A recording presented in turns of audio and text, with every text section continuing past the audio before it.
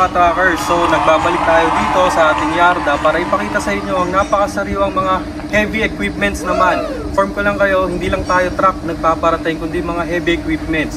So sa mga construction company dyan, kumusta po sa inyo mga sir? So, narinig ko kanina eh. Sabi mo, ka-trackers. Mga ka-heavy o mga kakot-kot. So mga kakot-kot po natin yan, no? Ito po, kami tayong mga dumating na mga heavy equipment, mga backhoe, no? Or yung mga excavator. Papansin nyo, yan, makikita po ninyo, lahat po ito is PC200 na modelo, no? PC200-10, may -11.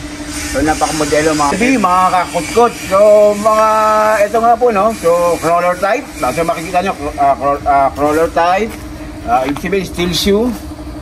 So, ang bucket po niya, boss, mga 1 cbm ang bucket. So, ROPS cab. Siyempre, aircon po yan, mga kakot-kot, mga ka-heavy.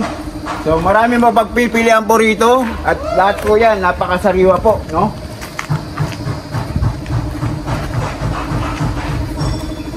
Ayan, mga... Teka, may dumarating eh. May dumarating.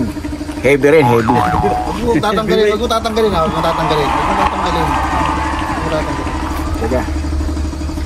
Teka muna. Parang kilala ko eh. Ito ang heavy. Sabi ko na nga ako eh. Kilala ko yan eh. Mga ka-trackers, pwede nyo nang pwede nyo nang i-reserve. Pwede nyo nang bilhin. Baga, kontakin nyo lang kami. Pag may natipuan kayo, nakita nyo sa video, napanood nyo. Ayan, kung ano yung kailangan nyo, tawag nyo lang sa amin. So marami tayo available ngayon dito. Tama, kaya ulitin ko mga ka-trackers o mga ka-heavy. Pag kailangan nyo ng mga heavy equipment, meron po tayo niyan. Kagaya nyo ito, manang pinakita namin sa inyo. Napakasariwa po, gagamitin na lang po ninyo.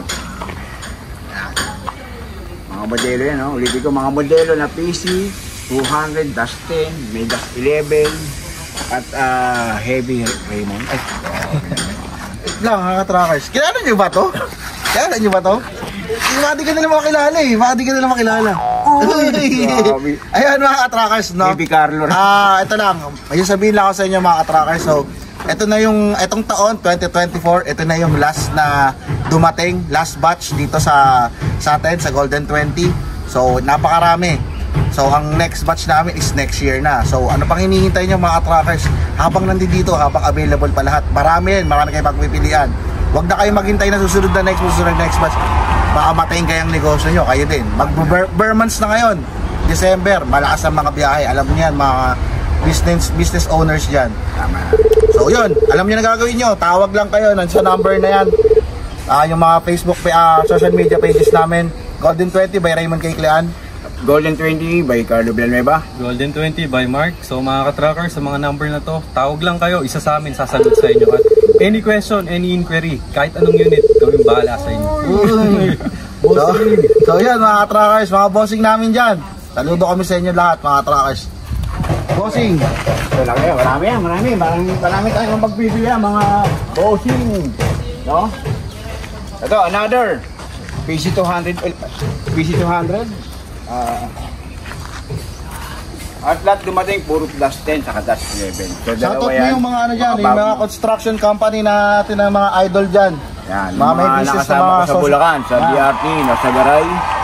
So ito na, ano pa hinihintay ninyo? Ito sigurado, ibibigay po namin sa inyo napakasariwang unit at walang sakit ulo. Dahil sigurado, pag inikot nyo to, yung mga system yan, walang kalik.